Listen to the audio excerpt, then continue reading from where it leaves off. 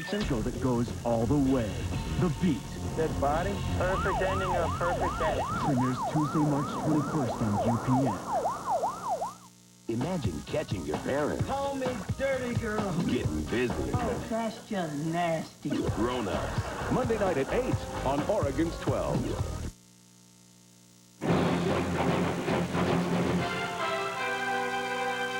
The world's most famous killer whale takes his first swim toward freedom. Good evening, I'm Kurt Ludlow. And I'm Laura Stevenson. Good evening. The movie Free Willy made Keiko famous, and today the actor/whale got to experience some actual freedom, for a little while at least. Drew Mickelson is here with more on Keiko's liberating swim. Drew? Well, Laura, for about 20 minutes this morning, Keiko had a chance to swim outside his pen. He was still confined to an area within Klettsvik Bay in Iceland, but the swim was still significant because the last time Keiko swam outside of a tank or small pen was 1979. Keiko and his trainers have reason to celebrate. Keiko's had access for the first time to the bay. For the first time in 20 years, Keiko the killer whale swam in a natural environment. And we gave him the opportunity to choose which side he would like to go to. He chose the South Pool. He wanted to find out, took a quick swim, and then went right back up into his place of high reinforcement value, comfort level. The star of the movie Free Willy arrived in Iceland in September of 1998. He had been living at the Oregon Coast Aquarium in Newport. He spent the last 17 months in a floating pen in Klettsvik Bay, not far from where he was first captured in 1979. Marine biologists are planning to reintroduce Keiko to the wild, and his time in the Icelandic Bay is preparing him for that. But before they can free Keiko, scientists have to teach him how to swim and, most importantly, hunt without any help from people. Today's swim was in an area 20 times larger than Keiko's floating pen. His caretakers say that bay will be the ideal area for Keiko to get used to what the wild will eventually be. A natural environment that is free of man-made obstructions that help him navigate or has helped him be confined to navigate in the past. Now he will have the opportunity and the need to sharpen his natural-born abilities to adapt to this bay environment. Now, the original plan for Keiko was to release him into the wild sometime this summer. Weather problems have delayed those plans a bit, but the folks in charge of Keiko's release say that still is possible.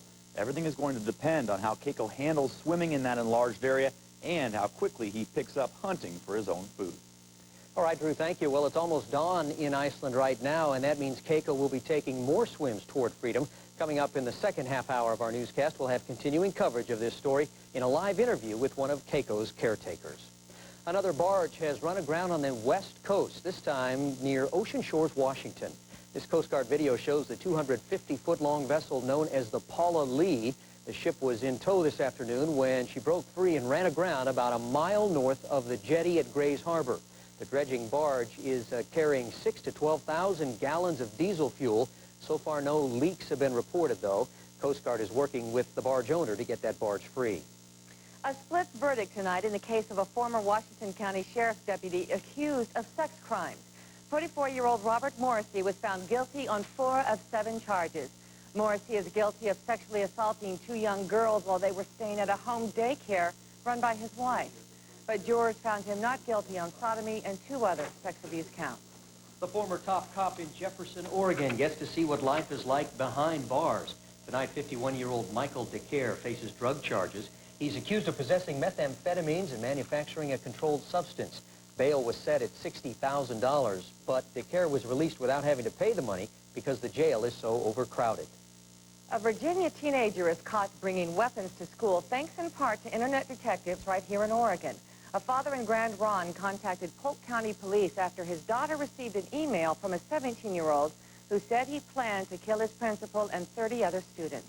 With help from the online provider, the Hillsborough Police Department's high-tech team tracked down this teenager. Virginia police stopped him on the way to school. He was carrying weapons on him. Police also found a shotgun and ammunition in his home. And my feeling is through a great team working together, we were able to stop a disaster from happening. Well, if you would like to learn how to protect your children while they're using the internet, the high-tech team is holding a free workshop a week from Saturday. It will be held at J.B. Thomas Junior High School in Hillsborough. The Ross Island Bridge is falling apart. It's one of the most traveled bridges across the Willamette. And tonight, the detour signs are up, the lines are remarked, and crews are ready to rebuild the bridge. David Wilson joins us from the bridge tonight with more on what to expect during construction. David? Well, we can expect, of course, lots of congestion and delays as the Ross Island is brought down from 4 lanes to just 2 lanes. That will push the thousands of commuters that normally use this bridge every day onto other downtown bridges. And that means a slow morning commute for almost everyone trying to make their way into downtown Portland. 70 years old, sick and tired. The sidewalks were falling away underneath. They were actually physically dropping off the bottom. The Oregon Department of Transportation plans to renew the Ross Island Bridge, cure it of its illnesses. But the 80,000 commuters a day who cross its half-mile span may find the rejuvenation painful. During the day, we'll lose half the capacity of the bridge that we have right now. It'll be down to 2 lanes rather than 4. Most access ramps to the Ross Island Bridge will be blocked. First and Arthur will be the only way onto the bridge from the west side. How long must commuters endure the construction? About 15 months. It's a linear project, so you can't schedule and do many items at once. You have to do one thing and then go down and do another. It's a long project. The $9 million project will fix the clogged drainage system, which right now leaves dangerous standing water on the bridge. Workers will also repair and reinforce the original concrete railings, improve the lighting, and smooth out the surface. We'll have to grind out the deck and replace it, so it'll be a much smoother and a safer ride for motorists. The work won't be completed until summer 2001.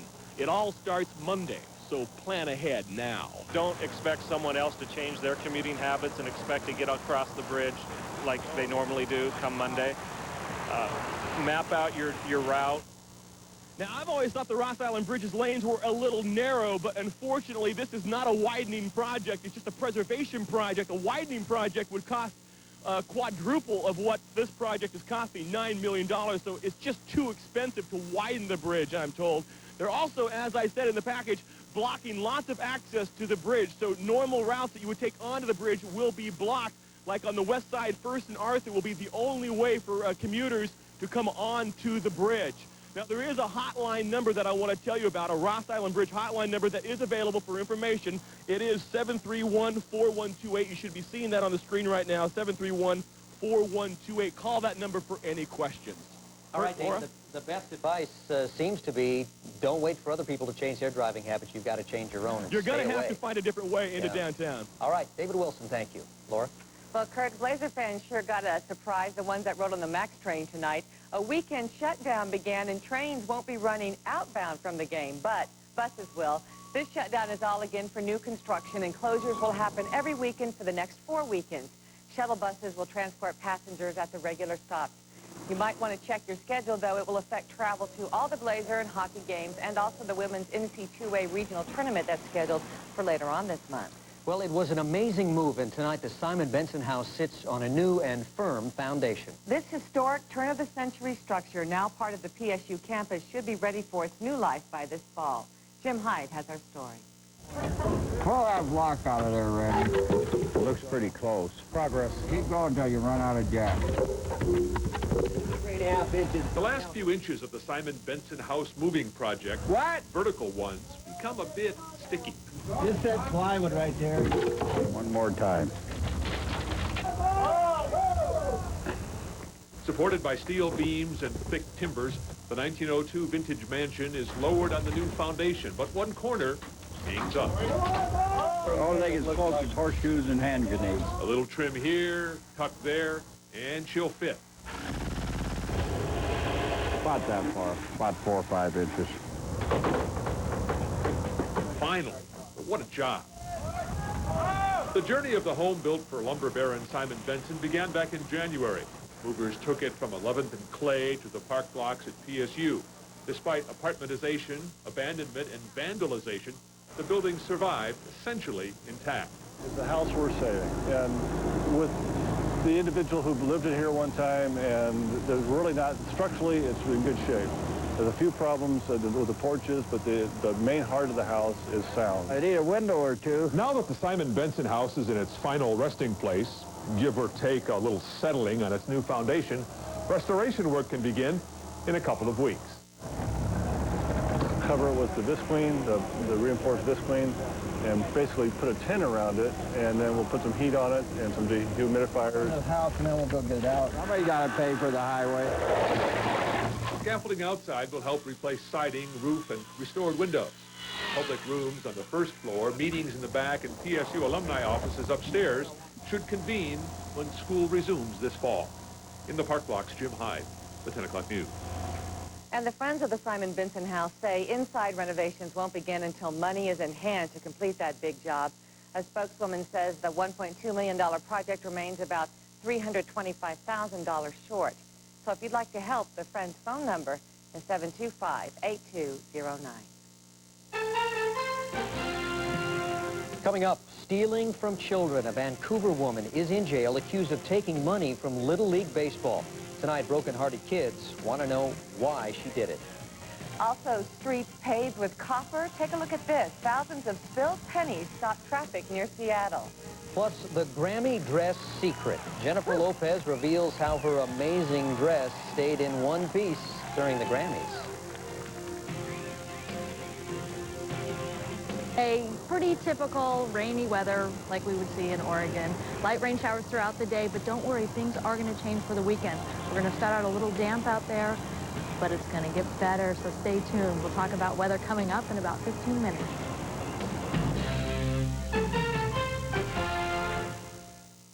Monday on Good Day Oregon, we'll show you how to turn your yard into an outdoor sanctuary. Plus, Marianne Dower with Entertaining on the Run, and we'll meet the newest Rose Festival ambassador Monday.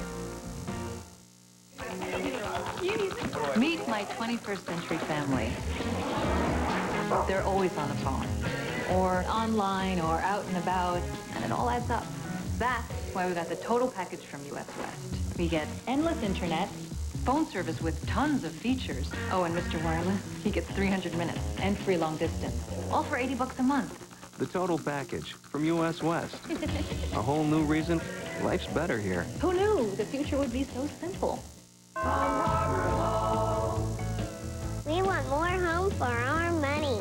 Let us show you our full house, the Palm Harbor Full House.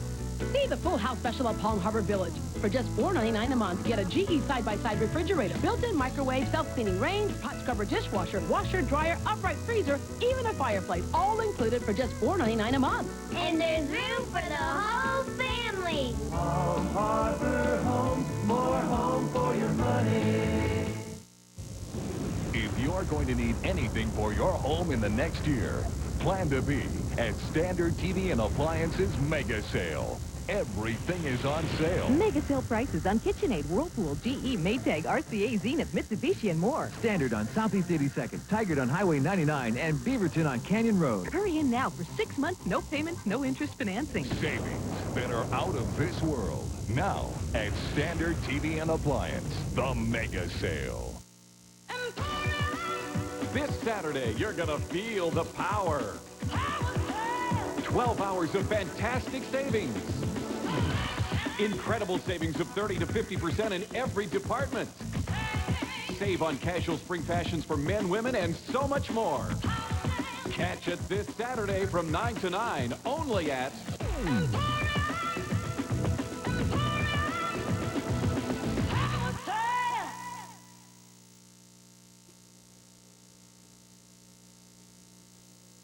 Vancouver police have charged a woman with forgery and theft, but some kids and their coaches say what she's actually stolen is the heart of America's pastime. Detectives say that she is responsible for the Little League checkbook in Southwest Washington, practically drained the entire account, put the money in her own pocket. Mark Pettinger talked with some of the upset victims. I know. It's spring training for the Columbia Little League Braves. Jay, make sure you throw it to his glove side. Les Smith doesn't want the 11 and 12-year-olds he coaches to get discouraged. Yeah, to them it would be. Why do I want to get out and sell candy when I got somebody who's just going to steal it, you know? He's referring to the embezzlement of money from the Little League district. Well, what we've identified at this point in time is $34,000 approximately. Vancouver police say 40-year-old Cheryl Lee Stahl stole the money. Stahl was the secretary-treasurer for the district, which includes about 9,000 players from Little Leagues in Clark, Cowlitz, and Skamania counties. The parents involved become very concerned and vocal, and they work hard to collect funds to support the children who are playing in Little League, and to find out that these funds have been siphoned off is quite upsetting to them. Investigators say Stahl forged 47 checks from September 1998 to February 2000. League officials say the season won't get rained out, though. The kids still have their fields to play on and their equipment to play with. The missing money would have been used for pennants, prizes, and trophies for teams playing in district tournaments.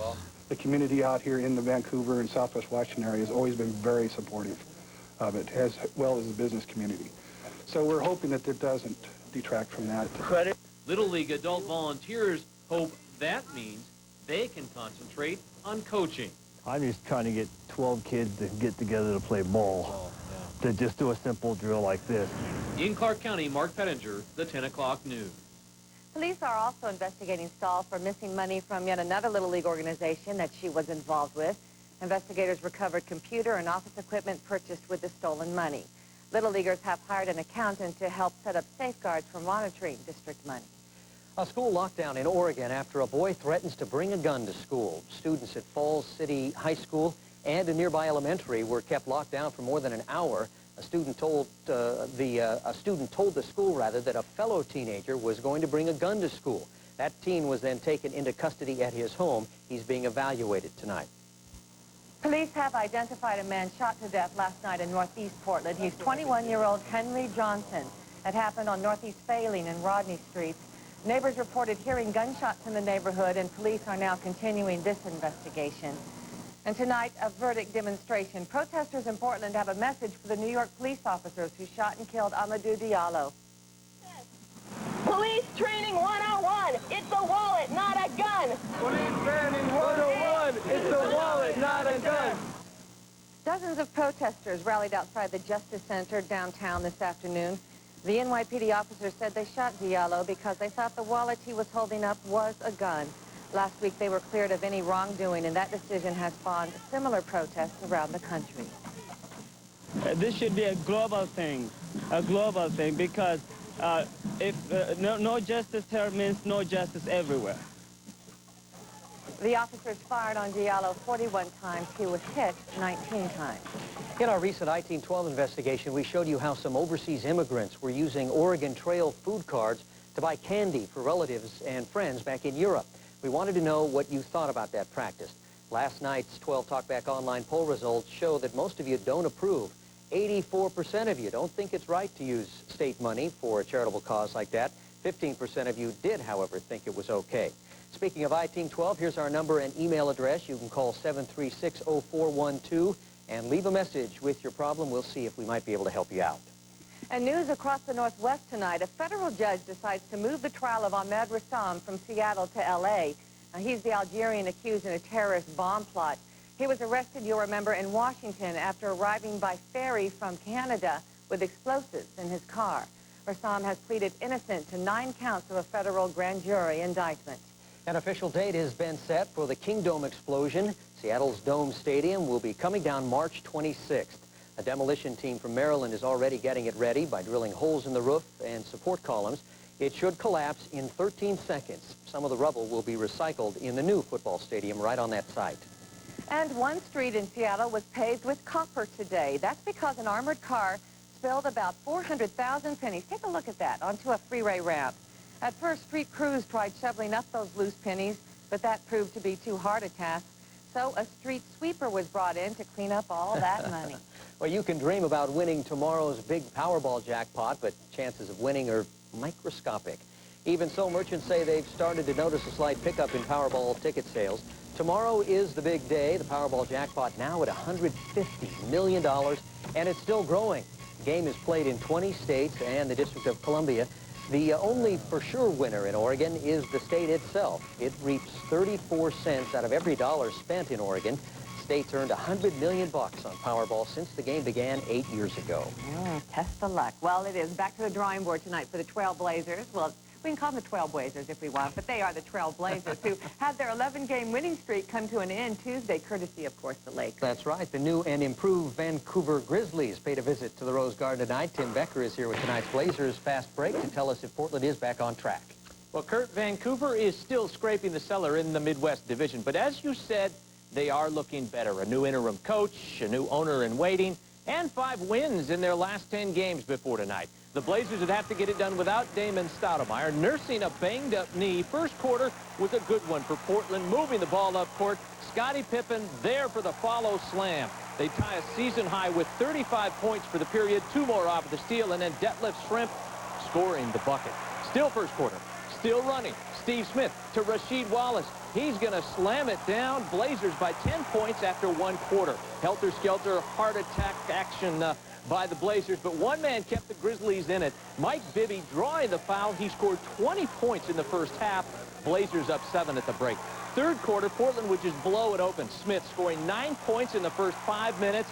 Blazers by 19. Lionel Hollins looking for some answers over on the Vancouver bench, and he finds him in Sharif Abdur-Rahim. Rahim going coast to coast, draws the foul. The lead down to 5 with just 3:30 to play. Mike Dunleavy kind of wondering at this point, but the chips fall his way in the end. The missed dunk by Othello Harrington is going to go the other way on a long pass to Scottie Pippen, who, you know what he'll do with it. He will lay it up and in. Blazers by 8 at that point, and they go on to win it by 10. The final is 101-91. A little closer than the final score would indicate, too, gang. Smith almost a double-double with 8 rebounds and 19 points. Wallace and Bonzi Wells add 16 points apiece for Portland, who remains 1.5 games behind the Lakers. That, by the way, was the 5th of 6 games in a row for the Blazers, who are at home. They have 1 more. That is against Toronto on Monday. Then they will head back east for 4 games, and that starts Wednesday in New Jersey. So the end of the home run and the easy games. They play New Jersey Wednesday and then Indiana Thursday. Indiana, the best home record in the NBA. Tough road games ahead. Yeah. Thanks, Tim. Thanks, sure. Well, presidential candidates gear up for the Big Apple. Republicans tour New York for a big voter turnout. Also, some unreal gas prices. Take a look at how much folks are paying for fuel in some parts of the country. Well, there it is, $4.98 a gallon. There's a catch. And what do Jerry Seinfeld and Billy Joel have in common? You'll find out at 10:48. The 10 o'clock news continues.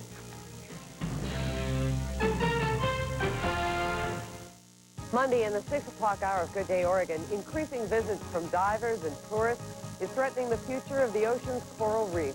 What's being done about it on Monday.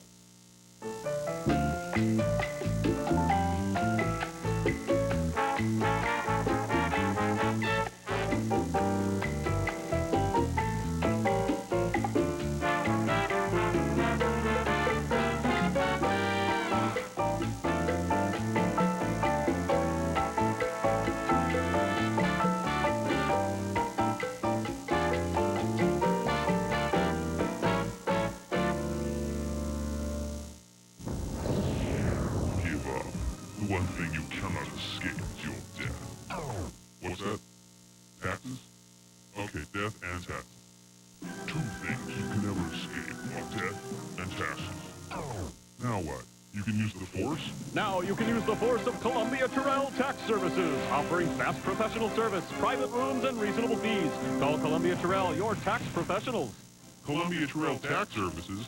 Why wasn't I told about them?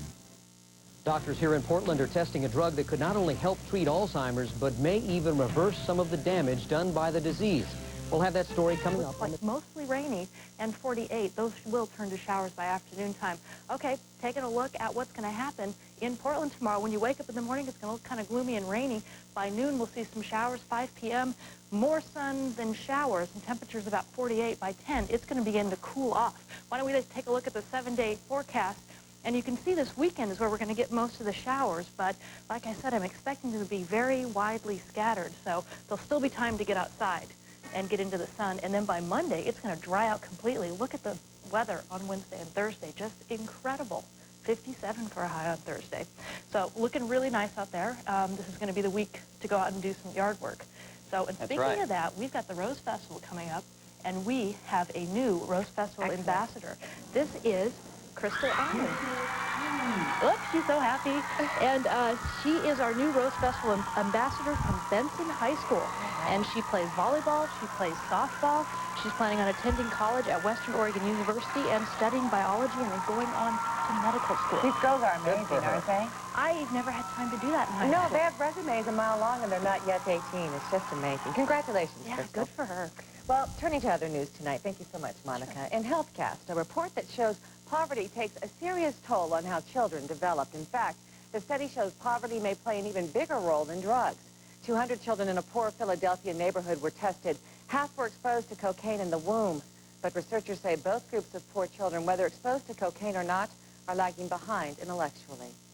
A big announcement tonight in the fight against TB. Scientists say they have developed a new, inexpensive test to detect the illness. Each year, there are an estimated 8 million new cases of TB and 3 million deaths, many of them in developing countries.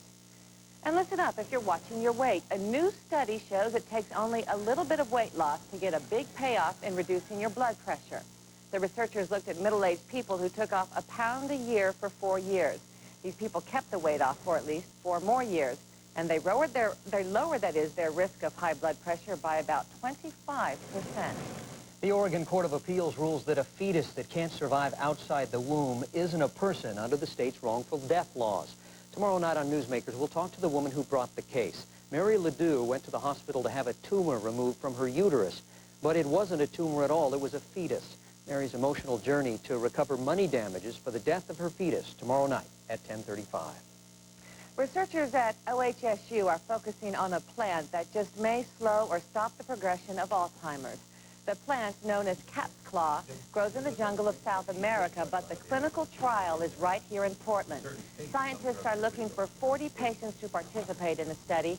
Some will be given an extract of that vine, others will be given a placebo. Scientists say if the plant performs in the test as well as in the laboratory, they just may have a new weapon to battle this disease. A group of budding young Portland artists gets a chance to get creative juices flowing. It's called Free Arts Day. The Junior League of Portland organized this event. Sand design, seashell painting, and self-designed T-shirts are just a few of the projects keeping these kids busy. The Free Arts program is a project that helps children forget their problems and lets them be a kid for a while. This project is part of the Junior League's affiliation with the Free Arts for Abused Children program, which was founded in Los Angeles in 1977. Very creative, but some people just have that knack. I'm not one of them. How about I know. you? Well, it's just a few more minutes until Keiko awakes for yet another day in his new home. We're going to take you later live to Iceland to see how the killer whale that is adjusting. That's all coming up. Also, a high-speed chase with the cops and a bad guy. It's all caught on tape. You'll find out why this nervous speeder took off in the first place. Plus, there's one lucky dog in Oregon tonight. Animal lovers actually make a life-risking rescue from a chilling lake. When the 10 o'clock news returns, we'll have that story for you.